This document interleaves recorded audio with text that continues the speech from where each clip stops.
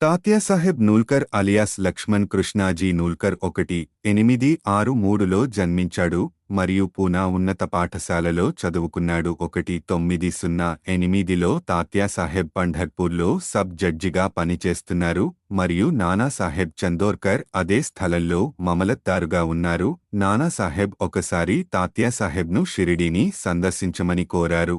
అతను నానాసాహెబ్ చందోర్కర్తో కలిసి షిర్డీకి వెళ్లాడు. తాత్యాసాహెబ్ పొట్టిగా, లావుగా ఉండేవాడు. అతను బాబా పాదాలకు నమస్కరిస్తున్నప్పుడు బాబా తన చేతిని తాత్యాసాహెబ్ తలపై తేలికగా కాని కొంచెం శక్తితో ఉంచారు. తత్ఫలితంగా తాత్యాసాహెబ్ సమీపంలోని స్తంభం వైపు పడిపోయాడు.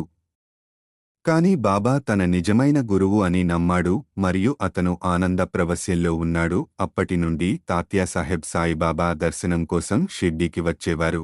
ఎప్పుడు శ్రీ సంత్ కృపా పత్రికలో వచ్చిన కథనం ఆధారంగా తాత్యాసాహెబ్ మనవడు రఘునాథ్ విశ్వనాథ్ నూల్కర్ను నరసింహ స్వామీజీ కలిశారు. ఆయనకు జస్టిస్ నూల్కర్ గురించి చాలా సమాచారం అందించారు. ఒకసారి తాత్యాసాహెబ్కి కంటి వ్యాధి వచ్చి సరిగా చూపలేకపోయింది. ఆ తర్వాత షిరిడికి వచ్చాడు. సాఠేవాడాలో ఉంటూ బాబాను నిరంతరం ప్రార్థిస్తూ ఉండేవాడు. అతను బాబా దగ్గరకు వెళ్ళినప్పుడు బాబా అతనిపై చేయి వేసి, "ఈరోజు నా కళ్ళు బాగా నొప్పిగా ఉన్నాయి" అని షామాతో అన్నారు. బాబా ఈ మాటలు చెప్పగానే తాత్యాసాహెబ్ కంటి నొప్పి పూర్తిగా నయమైంది. ఆ రోజుల్లో భక్తులు తెచ్చిన దండలు స్వీకరించడం తప్ప బాబాకు నిత్య పూజలు జరిగేవి కావు. కాని తరువాత బాబా భక్తులను తన నుదిటికి గంధం పూయడానికి మరియు పువ్వులు సమర్పించడానికి అనుమతించడం ప్రారంభించారు. బాబా చుట్టూ వెలిగించిన దీపాలను తోరణంలో ఊపుతూ ఆరతి సమర్పించి బాబాకు మొదటిసారిగా పూజను పరిచయం చేసినవాడు తాత్యాసాహెబ్. తాత్యాసాహెబ్ ఈ అభ్యాసాన్ని గురు పౌర్ణిమ రోజున ప్రారంభించారు. అతను ముగ్గురు ముఖ్యమైన భక్తులలో ఒకడు. ఇతరులు ఖపడ్డే మరియు బూటీ బాబా సన్నిధిలో ఎప్పుడూ మౌనంగా ఉండేవారు మరియు వ్యక్తిగతంగా మరియు అధికారికంగా అన్ని విషయాలలో బాబా ఆదేశాలను విధేయతతో పాటించే అలవాటు కూడా కలిగి ఉన్నారు.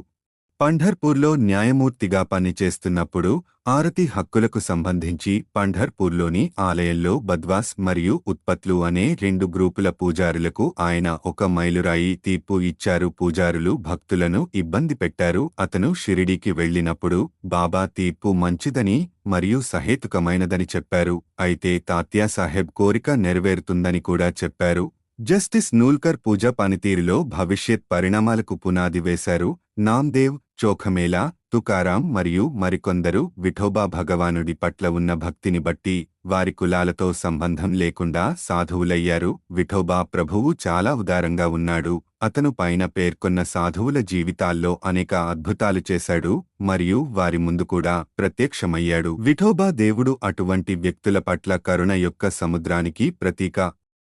తక్కువ కులాల వారిని అనుమతించడంలో చాలా ప్రతిఘటన మరియు వ్యతిరేకత వచ్చింది. బాబా దయతో జస్టిస్ నూల్కర్ తన తీర్పులలో ఈ సంస్కరణను ప్రోత్సహించారు. మహిళా పూజారుల నియామకంలో జస్టిస్ నూల్కర్ను ఉటంకిస్తూ ఇటీవల సుప్రీంకోర్టు తీర్పు వెలువరించింది. జూలై 1909 3వ తేదీ శనివారం నాడు దాదా కేల్కర్, జోగ్, షామాతో పాటు ఇతరులతో పాటు షిర్డీలో 16 పూజా సామాగ్రితో మొదటి గురు పూర్ణిమ వేడుకలను బాబా అనుమతించిన నూల్కర్ మొదటి గురు పూర్ణిమను చూసేందుకు షిరిడీలో లేని నానాసాహెబ్ చందోర్కర్కు నూల్కర్ రాసిన లేఖ ఆధారంగా ఈ సమాచారం ఉంది.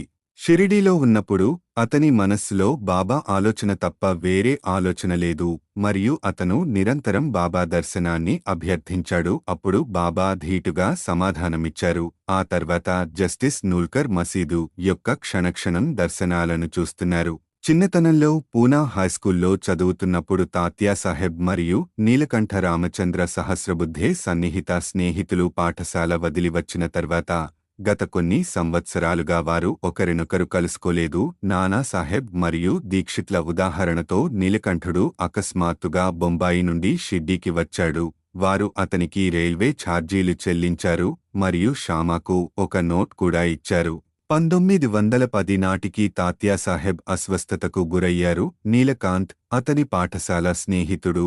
అతని 2 కుమారులతో కలిసి తాత్యాసాహెబ్కు సేవ చేశాడు. పెద్ద కొడుకు వామన్రావు డాక్టర్. ఆ రోజుల్లో షిరిడీలో హాస్పిటల్, మెడికల్ షాప్ లేవు. వామనరావు షిరిడీకి మందులు మరియు సామగ్రిని సేకరించి తన తండ్రి శరీరంపై ఉన్న కార్బంకులకు ఆపరేషన్ చేసి కట్టుకట్టాడు. నీలకాంత్ కూడా రాత్రి సమయాల్లో సహా అన్ని సమయాల్లో నర్సుగా సహాయం చేశాడు.